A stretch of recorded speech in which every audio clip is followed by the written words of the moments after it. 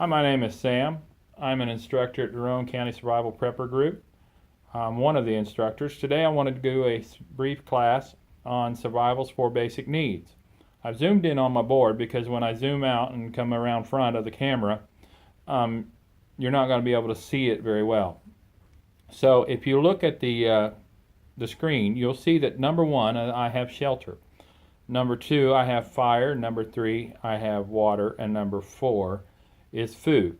Those are in a specific order based on the relevance of them and the importance of them. So I'll go ahead and zoom back out. If you want to take notes, I'll zoom back in at the end of the video so you can see the screen again.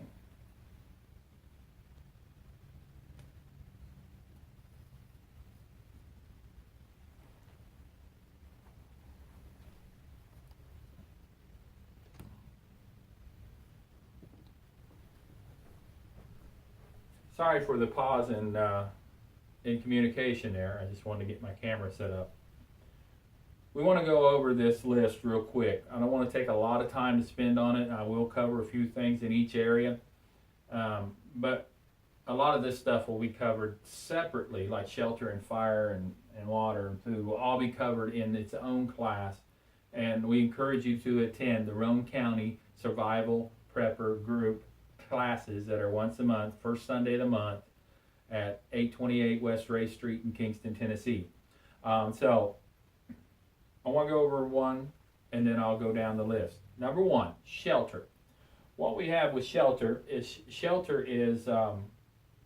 as varied as individuals. Some people like an elaborate shelter, and if you go on YouTube, you can see some of these bushcraft people that have spent weeks and weeks and weeks building up their shelter. Well, that's great, but when you need it in a pinch, you better have a plan on how to do a shelter. A lot of people presume in their scenarios of their bug out scenarios and their survival scenarios, I'm just going to stay in my house. Well, if your house is like my house, it's a nice house. I mean, you can see in the background. I don't live in a squalor, but I don't have a fireplace and I don't have a wood stove.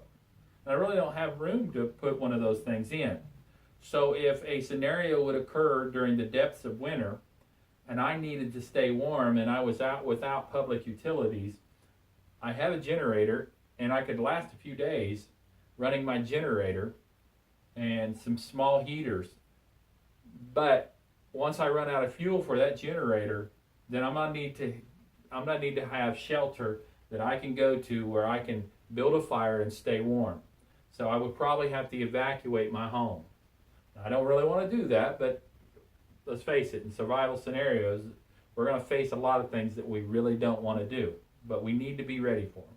So I have a backup plan for shelter. I have a backup place that I can go, and the shelter that I would build would be a lean-to or an A-frame type shelter with a tarp and some natural material. So everybody needs to have some sort of shelter that they can build, set up, or have on an alternate site if they don't have like a wood fireplace and a supply of wood to get them through the winter. Next thing we need to have fire. Shelter's important. If we got to get out of the elements, shelter is our number one priority to keep us from getting sick, hypothermia, protected from the weather, whatever it is. Fire is second in priority. We need fire. There's several reasons we need fire. One is for warmth, one is for comfort, one is for cooking, purifying water. Just a few things that we need fire for. It also discourages wildlife from getting too close to our camp.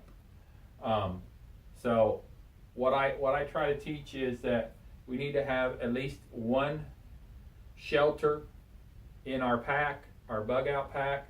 We need to have at least 2 to 3 methods of starting fire also in our pack. Now these can be ferrous rods, magnesium rods, it can be butane lighters. We can just make several different ways.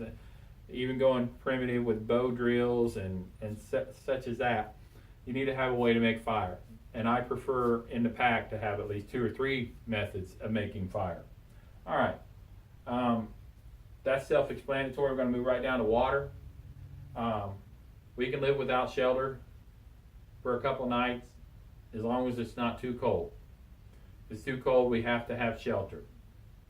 Also, we have to have fire if it's too cold, or we'll get hypothermia and we can freeze to death. We can be a big frozen chunk of meat without fire and shelter in a cold night, even on a cold day.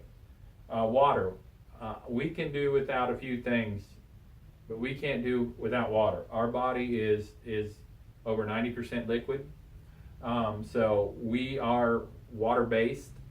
So we need to continue with an influx of water, or we'll dehydrate. If we dehydrate, several things can happen. We get disoriented. We become prone to seizures, and we also become candidates for organ failure should we dehydrate to a point of near death, and it will kill us if we don't get water.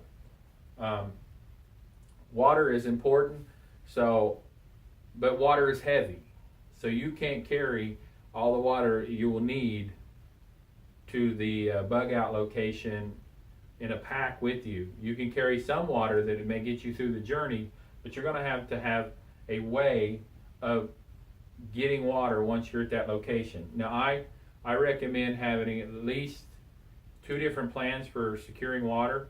One is through mechanical devices like filters, survival straws. Just stick it down in something and drink through it, and it filters water.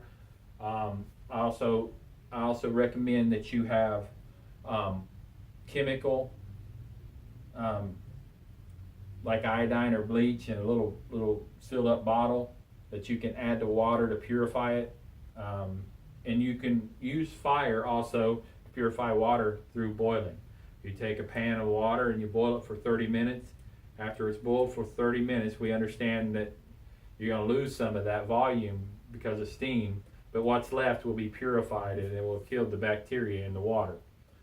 So shelter, fire, water in that priority. Food. Now, I can do without water for about 3 days before it gets to a really bad scenario and I have to have it. But food I can do without for days, even weeks, if need be. We've all seen these shows, survival shows, where they just barely get enough food to survive. We can do without food for a while. But I recommend that you put in a pack, a bug out bag, what we call it in this vernacular as far as survivalists and preppers, our bug out bag or our get home bag, that we put some food in the pack as well. And this can be simply like tuna packs, canned goods, canned meats. It can be dry goods like that's sealed up, like beans and rice. We can use instant mashed potatoes that are sealed up. We can use powdered milk, powdered eggs. So there's a lot of things, peanut butter, a lot of things that we can use that we can pack. I don't recommend that you pack perishables in your bag. When you leave them, they're going to go bad. And if you're going to leave it in your vehicle, you really got to be cognizant of what you pack in your bag. So shelter, fire, water, and food. Talk a little more about food.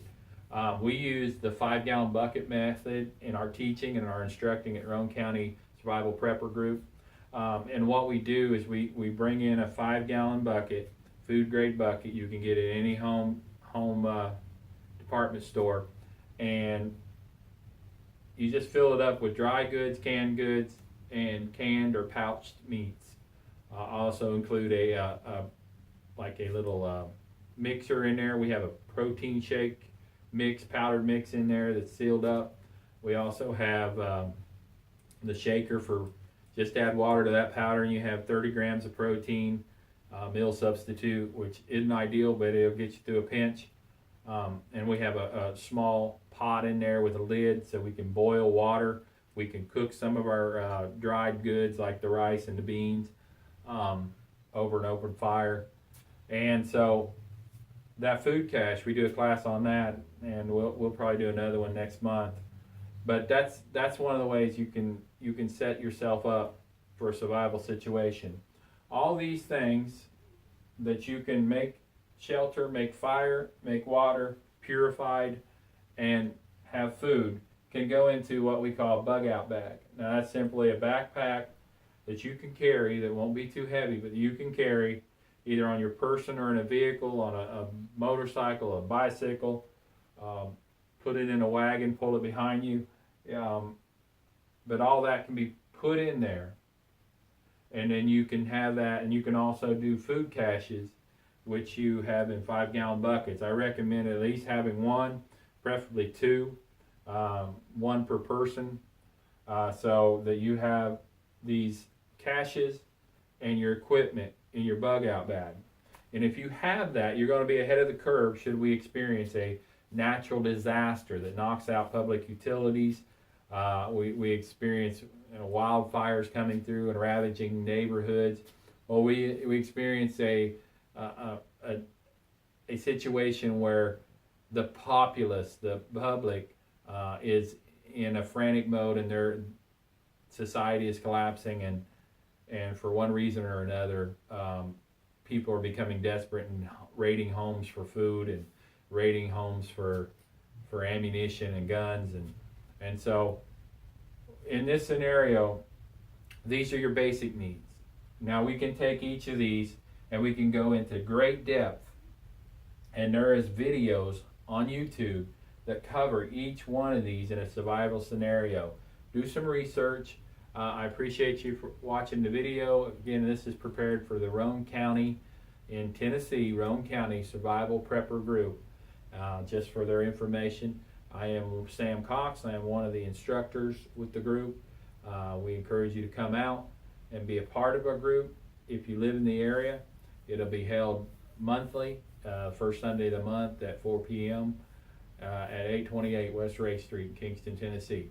Again, I thank you for watching. Please share, like, subscribe, comment if you have any questions. I'll zoom back in and let you get a last look at that board.